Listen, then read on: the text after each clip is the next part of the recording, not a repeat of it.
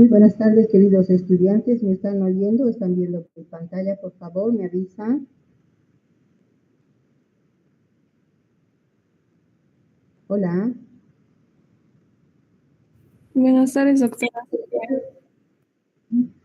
Muchas gracias, muchas gracias. Bueno, hoy día vamos a ver, los virus RNA son la mayor cantidad de especies virales existen, ¿no?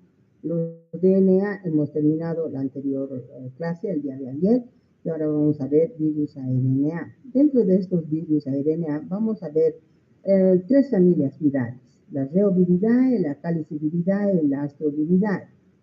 La Reoviridae es una familia grande que comprende a muchísimos virus y se los ha clasificado en dos subfamilias muy importantes, que son los Spinoreovirinae y los Pseudoreovirinae. Dentro de los Spinoreovirinae, subfamilia, existen dos especies de virus, dos géneros de virus que nos interesan porque pueden producir patología humana, y el resto está relacionado con infecciones en animales e incluso en artrópodos, ¿no? Ahí tenemos a los ortorreovirus y los coltivirus. Los ortorreovirus están relacionados con infecciones del aparato respiratorio, pero son infecciones muy leves, muy superficiales y difíciles de diferenciar de un proceso de resfriado común. El resfriado común es la forma más benigna, digamos, de las infecciones respiratorias altas, ¿no? Difícil de diferenciar, por eso no se lo estudia con mucho detalle, pero bueno, ahí lo vamos a nombrar para tenerlo en consideración cuando hablemos de enfermedades respiratorias. Dentro de esta subfamilia Spinovirinae también tenemos a los coltivirus. Los coltivirus producen enfermedades febriles, pero estos son transmitidos por artrópodos, o sea que estarían dentro del grupo de otro grupo viral, no es familia viral, dentro de un grupo viral conocido como arbovirus, o sea, virus transmitidos por artrópodos, dentro de los cuales tenemos muchas familias, como lo vamos a estudiar posteriormente. Los Pseudoreovirinae se dividen también en varias especies, varios géneros, de los cuales nos interesan dos géneros. Los orbivirus, que igual que los coltivirus, son virus que producen enfermedades febriles y que son transmitidas por artrópodos. Y tal vez el más importante dentro de esta subfamilia son los rotavirus. Estos virus, los rotavirus, están relacionados con síndromes diarreicos.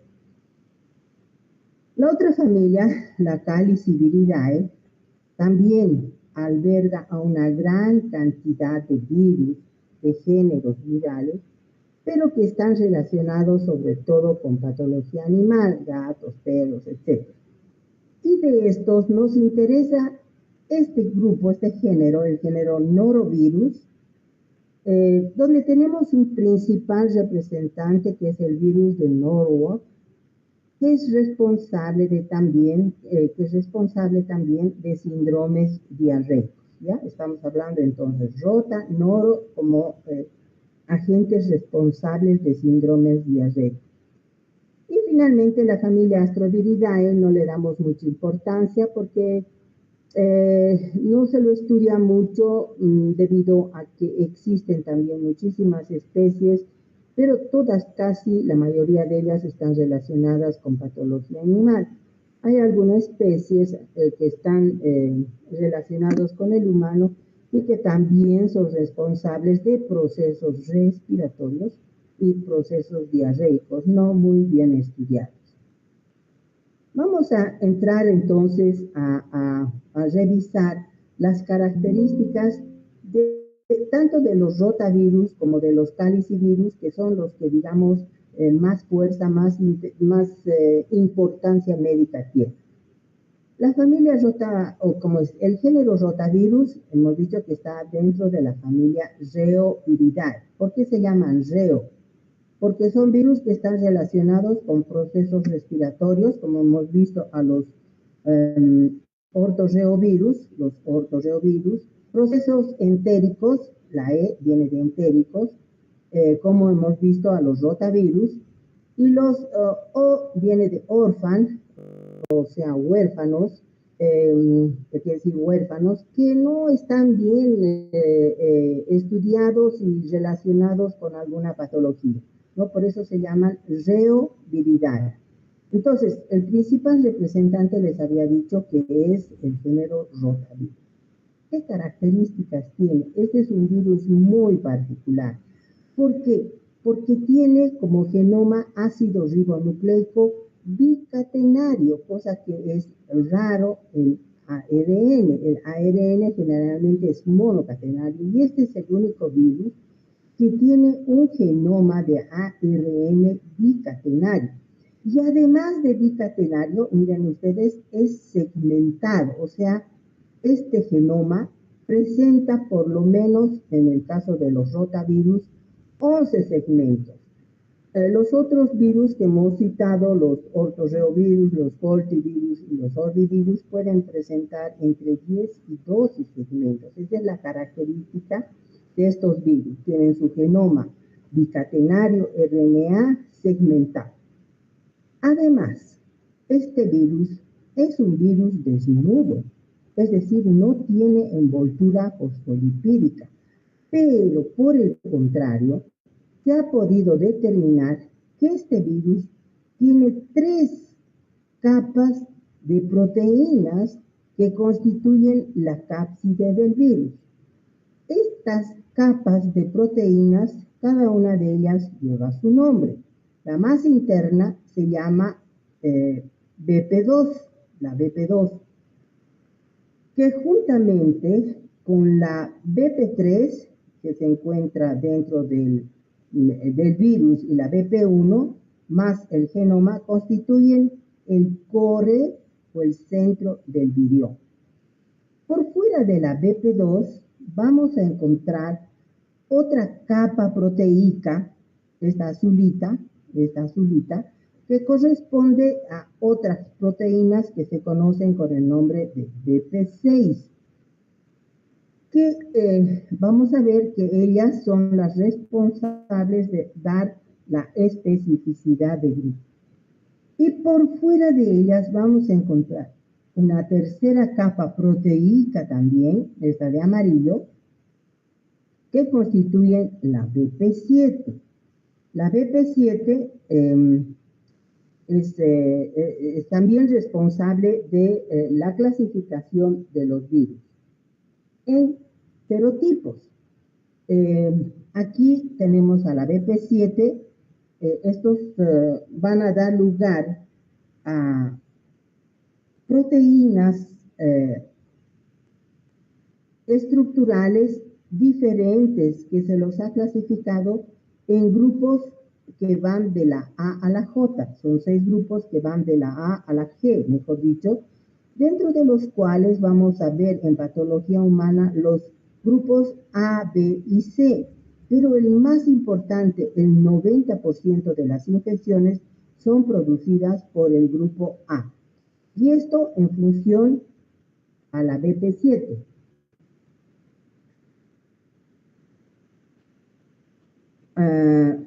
Ya, la BP4 que es una proteína que se encuentra por fuera a manera de gancho, digamos, también es otra envoltura proteica, no tanto como envoltura, pero aquí como está representado en este esquema como fibras, como filamentos, son encargados de la adhesión, que también varían antigénicamente, y a estas variaciones antigénicas se les ha dado el nombre de P. Y así tenemos P1, P2, P3, P4, etc.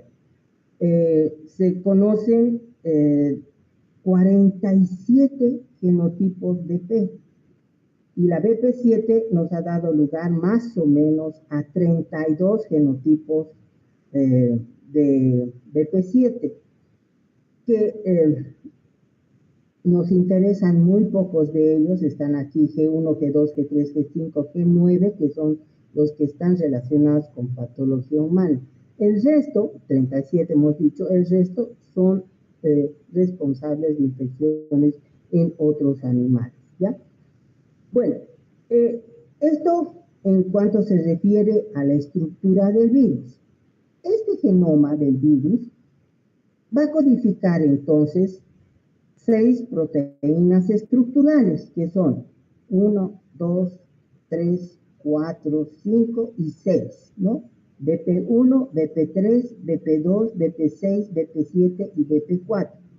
La BP4, cuando ingresa al intestino, es clivada por las enzimas pancreáticas y da lugar a 2 subunidades, que son la BP5 y la BP8, que recién estas dos van a cumplir las funciones de adherencia. La BP4 solita no se adhiere, tiene que ser clivada para que este virus se adhiera a la superficie de las células que va a infectar. Además de esto, este virus codifica por proteínas no estructurales. Estas proteínas no estructurales están encargadas de la replicación y del mantenimiento de la célula, del enterocito, para que los virus puedan replicarse y utilizar todo lo que el enterocito le puede dar. Dentro de estas proteínas no estructurales, que se conocen como NSP1, NSP1, NSP2, NSP3, existe una que es la NSP4, que es la más importante dentro de las proteínas no estructurales, porque ella juega un rol muy importante en lo referente al proceso de la eliminación de líquidos y electrolitos, o sea, en otras palabras, en relación al proceso diarreico. Por eso se la considera como una enterotoxina, porque ella es la responsable entonces del proceso diarreico. A diferencia de esta complejidad que estamos viendo con el virus, con la estructura de los rotavirus, los calicivirus, que pertenecen a la familia Caliciviridae, al género Norovirus. Bueno, la familia Caliciviridae tiene 2 géneros importantes en patología humana: los norovirus, como les dije de principio, y los apovirus. Los norovirus, dentro del grupo este tenemos al virus del Norwalk, que es el que más se lo ha estudiado por una epidemia de diarrea que se ha producido en Estados Unidos. Bueno, estos virus, los norovirus, el virus de Norwalk y el sapovirus, tienen la característica de tener también un genoma de ARN, pero a diferencia del rotavirus, el ARN es monocatenario y de polaridad positiva, o sea, es como un ARN mensajero, ¿no? En la forma como se comporta en la replicación de los virus. Es un virus también desnudo, no tiene envoltura, y su cápside también es icosaédrica, o sea, tiene esa forma de una esfera, digamos.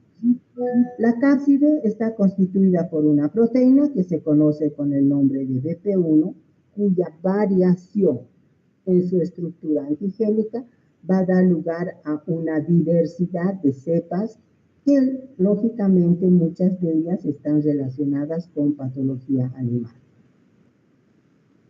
Solamente nos interesa los norovirus, que son los que están relacionados con patología humana. Bueno, así la diferencia entre rotavirus, calicivirus. Hay 2 astrovirus. Los astrovirus tienen también una estructura similar a los calicivirus, o sea, son también virus pequeños que miden más o menos entre 30 y 40 nanómetros, y que los calicivirus se llaman así porque miren en sus espículas finales tienen como una forma de copa, por eso se llama calicivirus. Y los astrovirus, estas proyecciones de la BP1, son mucho más largas, dando la imagen de rayos luminosos de una estrella, por eso se llama astrovirus, por el aspecto que tienen al microscopio electrónico. Bueno, esa es la estructura de los virus. Los astrovirus tienen también un genoma de ARN monocatenario de sentido positivo, igual que los calicivirus, pero antigénicamente, estructuralmente, del tamaño y todos son diferentes a los calicivirus. Vamos a ver cuál es la patogenia de los rotavirus. Los rotavirus ingresan por la vía oral con agua y alimentos contaminados lógicamente con rotavirus. Estos virus, como son desnudos, son resistentes a la acción del medio ambiente, pueden soportar condiciones de pH, salinidad diferentes por muchas horas y a veces hasta muchos días, dependiendo del sitio donde se encuentre. Son resistentes a la acción de los solventes, no porque son virus desnudos y además, imagínense, están protegidos con 3 corazas gruesas de proteínas que los hace pues muy resistentes incluso a los ácidos. Entonces, los virus cuando ingresan por la vía oral con los alimentos pasan muy fácilmente la barrera ácida que es el intestino y llegan al duodeno. Allí en el duodeno les he dicho que la proteína BP4, la más externa, la proteína que se va a encargar, digamos, de la adhesión del virus, es clivada en BP5 y BP8. Cuando se cliva, recién la BP5 y la BP8 se van a adherir a la superficie de receptores, varios tipos de receptores que se encuentran en la superficie del enterocito del intestino delgado. Una vez que estos virus se adhieren, ¿qué es lo que pasa? Pues ingresan por endocitosis, su replicación es un poquito complicada porque van liberando poco a poco una a una de sus capas y también su maduración es que van adquiriendo una a una de sus capas y también incluso se envuelven con las membranas del retículo endoplásmico, pero finalmente esa la pierden y se liberan como virus con las 3 capas proteicas como lo hemos estudiado. Pero cuando se replican, ¿qué es lo que pasa? Pues esas proteínas, las no estructurales que condicionan la replicación del virus, hacen de que esta célula finalmente termine muriendo y producen la lisis de la bacteria. Perdón, la lisis del enterocito, la lisis del enterocito. Pero lógicamente, si se lisa, ¿qué es lo que va a pasar? Va a dar lugar a una superficie que no va a poder absorber nutrientes. Esto por efecto citopático. Hay una destrucción de los enterocitos y esto va a llevar a una mala absorción. Pero paralelamente a su replicación, este virus produce gran cantidad de esa proteína no estructural llamada NSP4. Esta proteína, la NSP4, que le hemos llamado enterotoxina, es la encargada de producir la secreción de agua y electrolitos por varios mecanismos. Hay un mecanismo a través del cual va a estimular algunas células cromafines que producen serotonina. Esta serotonina va a pasar al plexo mioentérico y en este plexo, ¿qué es lo que va a hacer? Como inerva a la musculatura del intestino, va a producir contracciones musculares y estas contracciones musculares se traducen por dolor en la sintomatología. Por otro lado, esta serotonina también va a ir al centro del vómito va a estimular, y los pacientes infectados con esta bacteria se caracterizan porque tienen dolores abdominales acompañados de vómito. Por otro lado, esta serotonina también va a estimular al plexo submucoso, el mismo que va a liberar unos péptidos pequeños, proteicos, que se conocen con el nombre de VIP, que tienen la capacidad de estimular la producción de AMP cíclico. Y hemos visto que el AMP cíclico, como segundo mensajero, es capaz de eliminar gran cantidad de sodio, y tras del cloruro de sodio, tras de este va a salir agua, que vendría a ser la expresión clínica de la diarrea, una diarrea acuosa.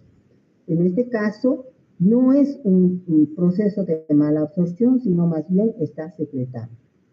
Esta NSP4, por otro lado, también activa el metabolismo del calcio, produciendo un incremento de calcio dentro de las células, que van a permitir liberar los canales de cloruro, y a través de la liberación de estos canales de cloruro va a salir cloro también, tras del cloro, sodio, y lógicamente vamos a tener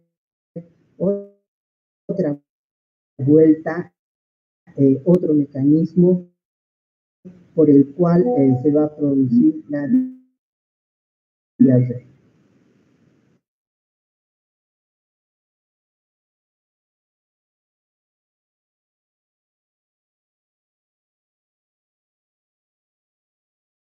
Todo este proceso, sobre todo el proceso lítico, hay un proceso inflamatorio, ¿no? Y ese proceso inflamatorio, liberación de citoquinas, que son las encargadas de producir fiebre. Entonces, la sintomatología se traduce por fiebre, vómito, dolores abdominales y diarrea acuosa, que puede ser muy importante porque son dos los mecanismos a través de los cuales estamos perdiendo líquidos y electrolitos, ¿no? Y esa deshidratación importante puede ser grave, incluso mortal, en los pequeños niños, sobre todo en los lactantes menores, los recién nacidos, quienes pues tienen un proceso homeostático muy débil. Los calicivirus, a diferencia de los rotavirus, que tienen un complejo mecanismo de producción de diarrea, ellos no producen daño intestinal, no producen ningún daño, simplemente tienen como función una disminución en los procesos de absorción de nutrientes a nivel de las vellosidades intestinales, y un aumento de la secreción intestinal, lo que da lugar a un proceso diarreico leve, que generalmente es autolimitado, pero se caracteriza por un inicio brusco, con vómitos predominantes, y la diarrea, como les digo, es leve leve a moderada. ¿Cuáles son las manifestaciones clínicas de los rotavirus?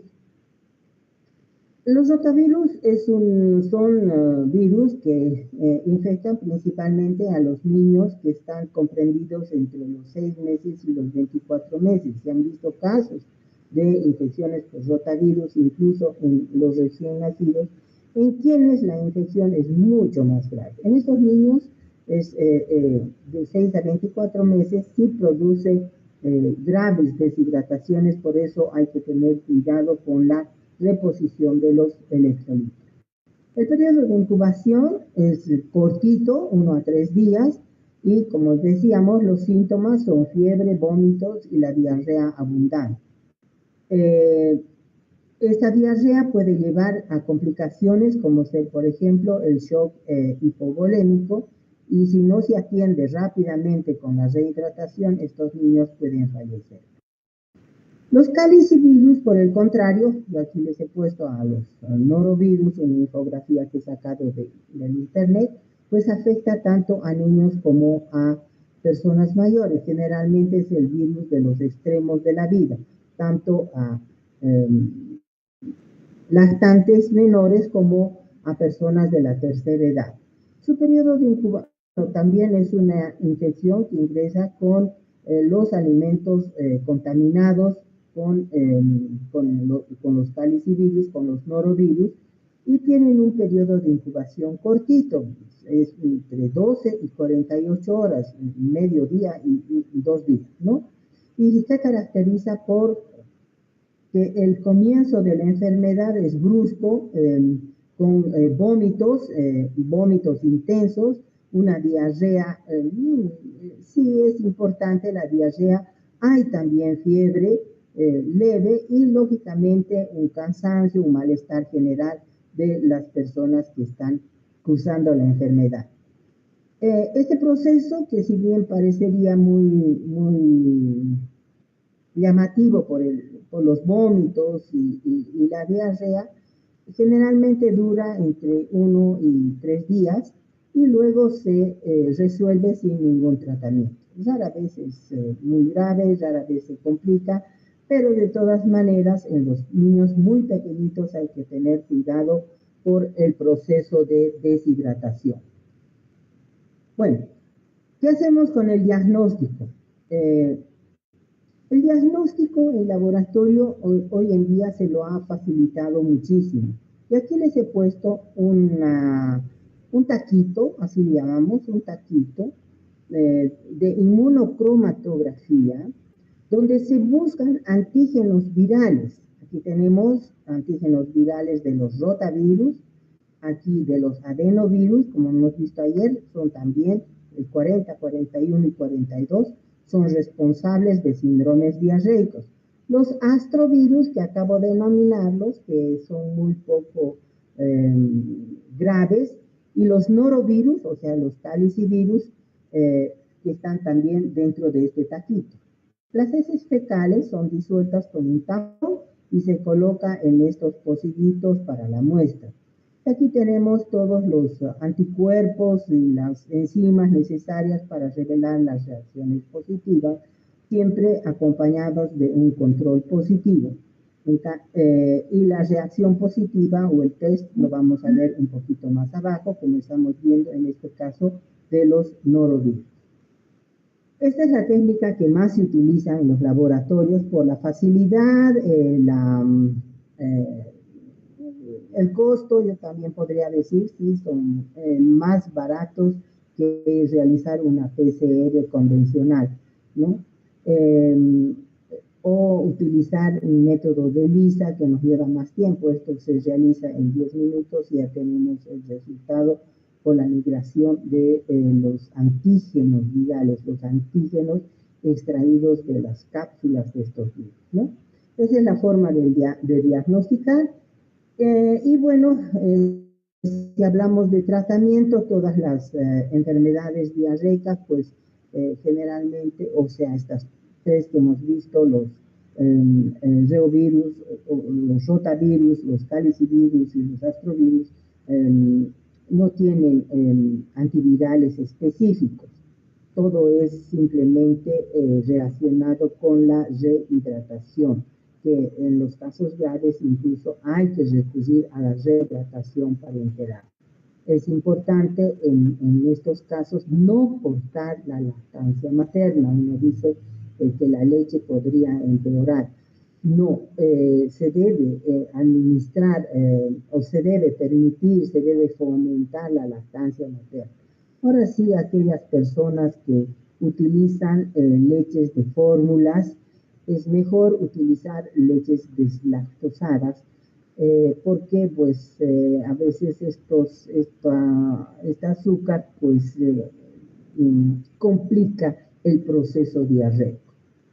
Y aquí les he puesto un cuadrito importante para diferenciar lo que es rotavirus y calicivirus. La familia de los rotavirus,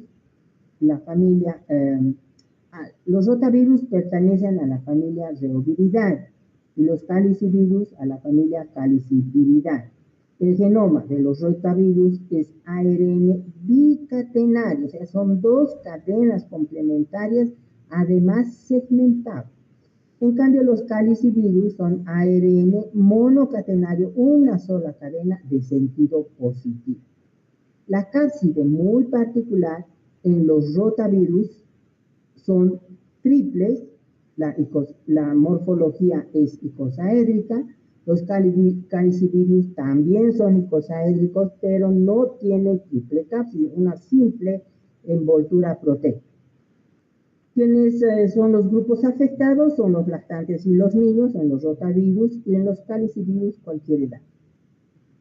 Los síntomas son diarrea abundante en los rotavirus, con fiebre, deshidratación, y en los calicivirus, vómito súbito, diarrea leve. El diagnóstico, pues ya les he dicho, dice RT-PCR, pero lo mejor es la inmunocromatografía. Tratamiento, ambos de rehidratación y la prevención. Así, aquí tenemos para los rotavirus dos tipos de vacuna. Una vacuna que es pentavalente, porque tiene a los, no son patotipos, sino biotipos G1, G2, G3, G4 y P1 a 8. ¿No? Ese es el Rotatec. Y luego tenemos el Rotarix, que es monovalente, que solamente tenemos al G1P8 como antígeno viral.